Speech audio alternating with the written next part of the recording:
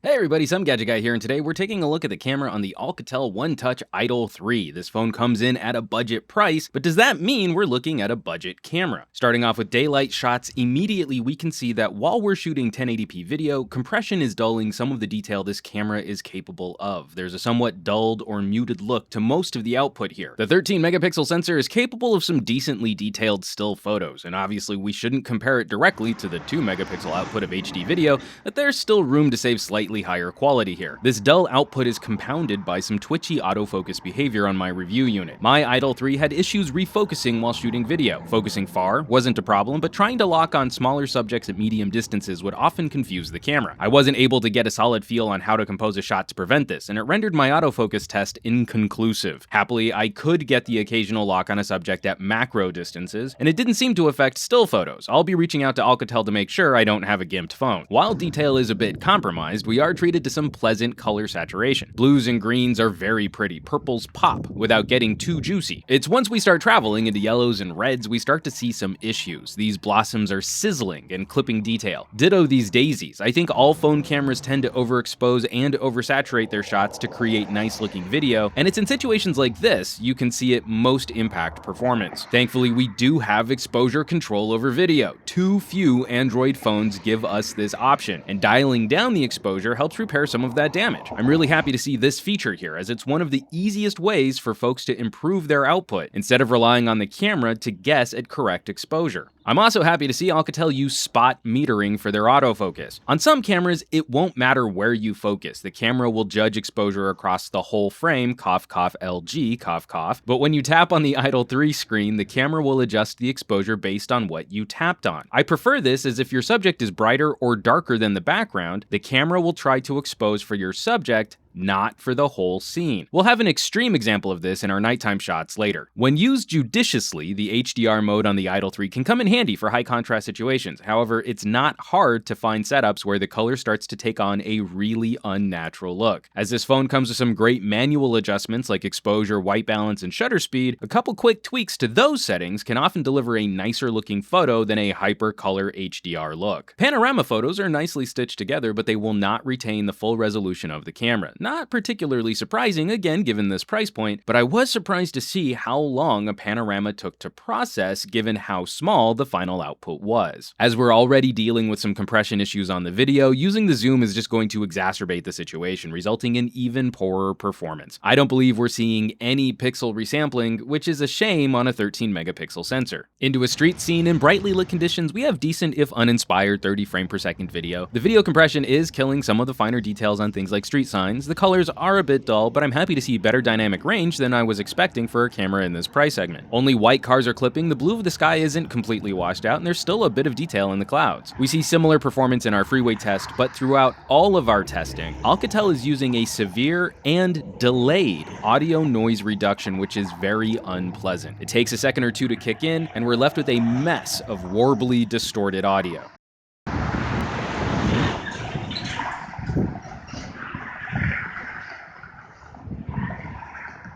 There's a really low threshold for when this kicks in, and we can hear it degrading the sound even in less aggressive conditions.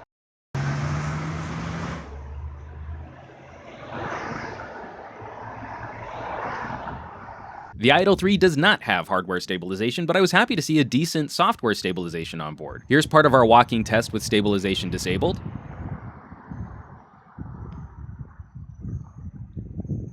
And now with it engaged.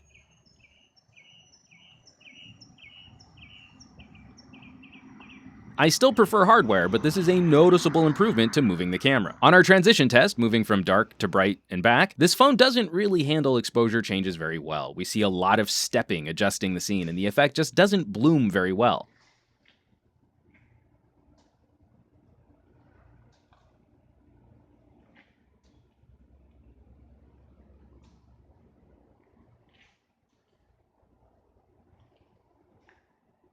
Thankfully, the phone isn't adjusting the frame rate even in slightly dimmer conditions, maintaining 30 frames per second, but that changes when we get to nighttime video. And that's where we find one more serious issue with this camera performance. When we shoot video at night, to keep the exposure brighter than it needs to be, the camera scales down from 30 frames per second to 20 frames per second, resulting in blurrier and streakier video. There's no reason to produce a scene this bright for a nighttime shot, and there's a choppy quality to vehicles passing through the frame. Also, the autofocus is slow to respond and easily confused by objects passing in front of the lens, too often trying to adjust focus a good second or two after the car has already cleared the frame. It's not as bad as older Lumia nighttime autofocus, but it is distracting. Again, no reason for our creepy gate to be this bright, and we're losing a ton of detail in the shot due to the higher video noise reduction.